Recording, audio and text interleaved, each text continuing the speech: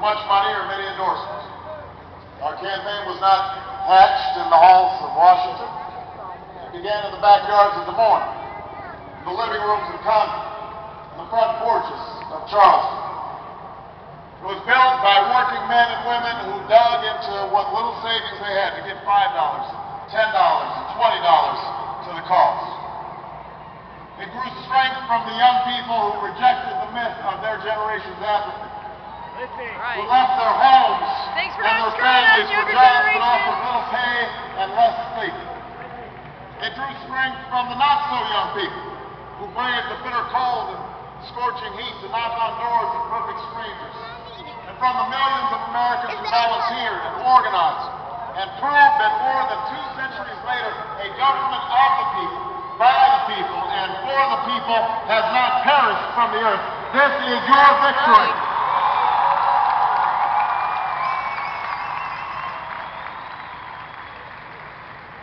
Now, I know you didn't do this just to win an election. I know you didn't do it for me. You did it because you understand the enormity of the task that lies ahead. For even as we celebrate tonight, we know the challenges that tomorrow will bring are the greatest of our lifetime. 2 wars, a planet in peril, the worst financial crisis in a century. Here. Even as we stand here tonight, we know that our brave Americans waking up in the deserts of Iraq and the mountains of Afghanistan to risk their lives for us. Their mothers and fathers who will lie awake after their children fall asleep are making work, or pay their doctor's bills, or save enough for their child's college education. There's new energy to harvest, new jobs to be created, new schools to build, and threats to meet, alliances to repair. The road ahead will be long. Our climb will be steep. We may not get there in 1 year or even in 1 term. But America, I have never been more hopeful than I am tonight that we will get there. I promise you, we as a people will get there. That's right. We will. And we know the government can't believe we solve won. every problem. But I will always be honest with you about the challenges we face.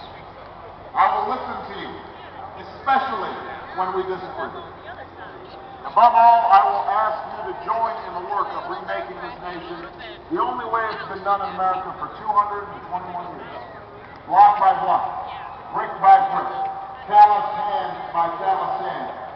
What began 21 months ago in the depths of winter cannot end on this autumn night. This victory alone is not the change we seek. It is only the chance for us to make that change. And that cannot happen if we go back to the way things were. It can't happen without you, without a new spirit of service, a new spirit of sacrifice. So let us summon a new spirit of patriotism, responsibility, where each of us resolves to pitch in and work hard and look after not only ourselves but each other. Let us remember that if this financial crisis taught us anything, it's that we cannot have a thriving Wall Street while Main Street suffers. In this country, we rise or fall as one nation, as one people. Let's resist the temptation to fall back on the same partisanship, pettiness, and immaturity that has poisoned our politics for so long. Let's remember that it was a man from this state who first carried the banner of the Republican Party in the White House. The party founded on the values of self-reliance, individual liberty, and national unity. Those are values that we all share. While the Democratic Party has won a great victory tonight, we do so with a measure of humility and determination to yield to the violence that held back the power.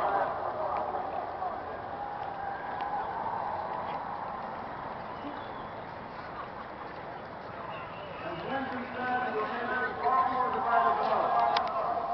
We are not enemies, but friends.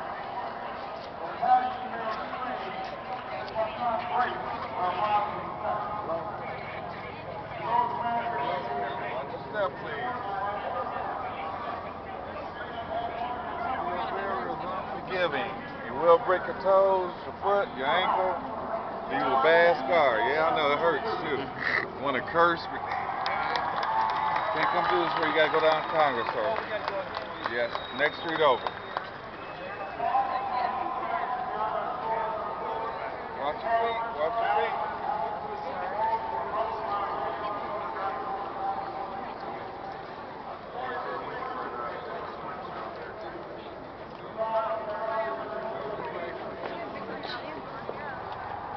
What? Nothing. My feet are freaking like blocks of ice. I can't feel anything. It's weird.